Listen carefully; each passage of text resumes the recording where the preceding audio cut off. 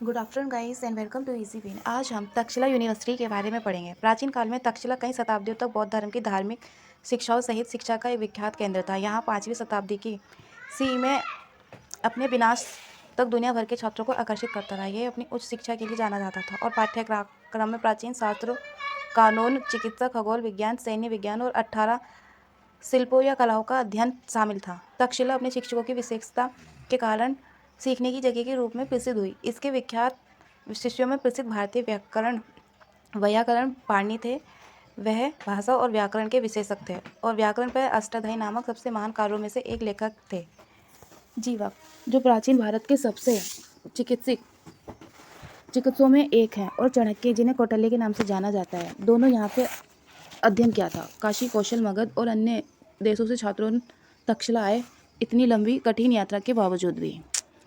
तक्षशिला में शिक्षकों की क्या भूमिका थी? छात्रों के अध्ययन से लेकर उनके पाठ्यक्रम को डिजाइन करने तक सभी पहलुओं में शिक्षकों की स्वतंत्रता थी। जब शिक्षक छात्रों के प्रदर्शन से संतुष्टि थे तो पाठ्यक्रम को समाप्त कर देते थे। वे जितने छात्रों को पसंद करते थे उतने ही छात्रों को प्रवेश देते थे और उन्हें ही सिखाते थे कि उसके छात्र क्या सीखने के इच्छुक हैं।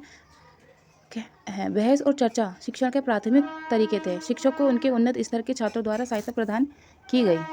तक्षशिला विश्वविद्यालय सिंधु नदी के तट पर स्थापित किया गया था। हालांकि ये पूर्व स्वतंत्रता के दौरान भारत का था। अब ये तक्षशिला पाकिस्तान में स्थित है। ये बौद्ध दर्शन और सिद्धांतों का आसन है। ज़्यादा कथाओं में इसकी कहानियों में इस विश्वविद्यालय का संदर्भ था, क्योंकि ये पूरी तरह से बौद्ध सिद्धांतों पर आधारित था। लेकिन विश्वविद्यालय का सबसे पहले उल्लेख वाल्मीकि रामायण में था, क्योंकि ऐसा माना जाता है कि तक्षशिला शहर की स्थापना भगवान राम के भाई भरत ने की थी।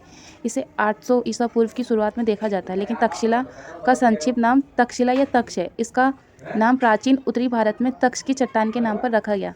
तक्षशिला का अर्थ है कट स्टोन का शहर। इसे उस समय के धनी स्थान के रूप में डिजाइन किया गया था, क्योंकि यह संसाधनों से समृद्ध था।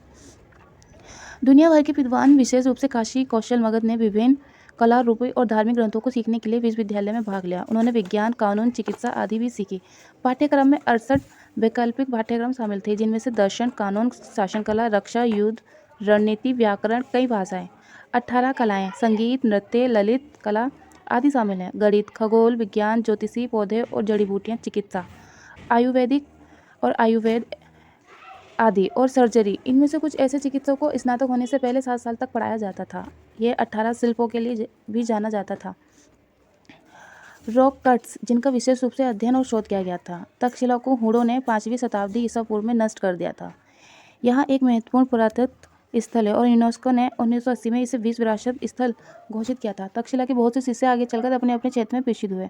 पाणिनि एक प्रसिद्ध वैयाकरण, भाषा और व्याकरण के विशेषज्ञ थे और अष्टाध्यायी नामक व्याकरण पर सबसे महान कार्यों में से एक लेखक थे। जीवक, प्राचीन भारत के सबसे प्रसिद्ध चिकित्सकों में से एक हैं, और चाणक्य, जिन्हें कौटिल्य के नाम से जाना जाता है, दोनों ने यहाँ अध्ययन किया। शिक्षकों को पूर्ण स्वतंत्रता थी। 1980 में तक्षशिला के बहुत से शिष्य आगे चलकर अपने अपने क्षेत्रों में प्रसिद्ध हुए। अपने छात्रों को चुनने के लिए व्यक्तिगत प्राथमिकताओं के आधार पर पाठ्यक्रम डिजाइन करें और यह तय करें कि पाठ्यक्रम कब समाप्त होगा। वरिष्ठ छात्रों ने शिक्षकों की सहायता और चर्चा और बहस की मदद से सीखने लगे।